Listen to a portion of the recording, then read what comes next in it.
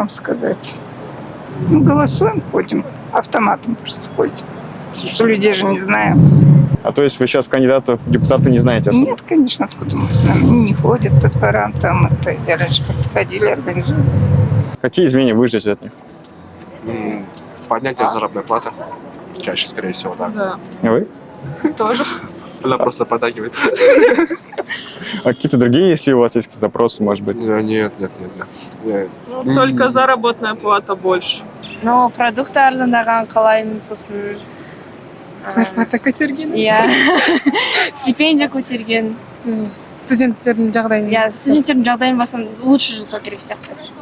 Не только басқа қаладан келгендер, осы Алматыда шет жағасына тұратындарды да андай общагаға кіргізсе. Ну, на самом деле я изменений не жду. Единственное, я так понимаю, у нас партия, скорее всего, не поменяется по большей части. Но, возможно, мнение людей внутри одной партии поменяется. Подобно тому, как произошло в 2022 году в январе. То есть вы больше самовыдвиженцев верите или как? Я, наверное, буду голосовать, да, за самовыдвиженцев. А, я? Универдің атынан ба? Жоқ. Я колледждің атынан ғой. А, колледждің атынан. Сонда кандидаттарды білесіңдер ғой? Кандидаттарды білгенде осы кандидаттарды Қандай өзгерістер күтесіз сол депутаттардан? Ешқандай. Сенбейсіз ешкімге? Сенбеймін. Бармаймын да сайлауға. Депутат болғаннан кейін болды олар. Депутат болғанша сайрайды. Болғаннан кейін баяғы қалпынша қалады. Ну, какие изменения? Хочу, чтобы как бы в городе стал чище воздух.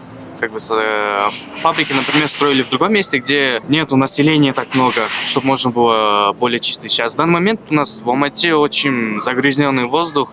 Из-за этого много страдает у людей хроническими заболеваниями, например, там легких, кашель, постоянный бронхит. Ну, на мой взгляд, кого не выбери, все равно ничего лучше не получится. Да? То есть вы не верите в никакие изменения? Вообще ни в какие. А какие хотелось бы? Грубо говоря, европейская политика была бы самой оптимальной, но у нас такого не будет. У нас менталитет абсолютно другой. А европейская политика это что? Когда политики по большей части, не все, конечно, но по большей части думают о народе, пытаются хоть что-то сделать. А в нашем случае, если сел на кресло, то в первую очередь думаешь о себе. Это менталитет казахов, то у нас это просто не изменить. Сейчас же выборы депутатов. Да. Какие изменения вы ждете от них? Больше рабочих мест. У нас, например, в стране большая ориентировочность на людей с большой зарплатой. Я бы хотела, чтобы больше, наверное, внимания было на средний класс, потому что, мне кажется, средний класс – это и есть основа страны. Мне кажется, средний класс, он не поднимет страну.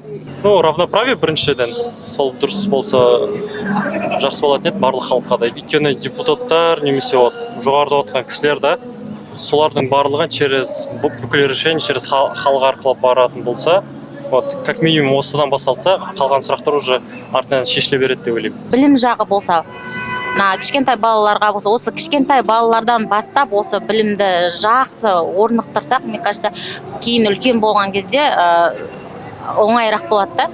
Біздің оқыған кезіміздегі системаны кішкене өзгертсе. Біз мысалға енді совет кезде туылдық та, одан кейін уже тәуелсіздік кезінде ары қарай өмір сүрдік қой, бірақ та ол кездегі бәрібір СССРда қалып кеткен сияқтымыз.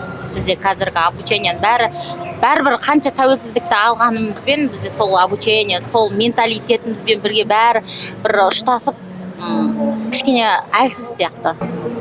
Чтоб ничего больше не поднималось в ценах. И чтоб стипендию повысили.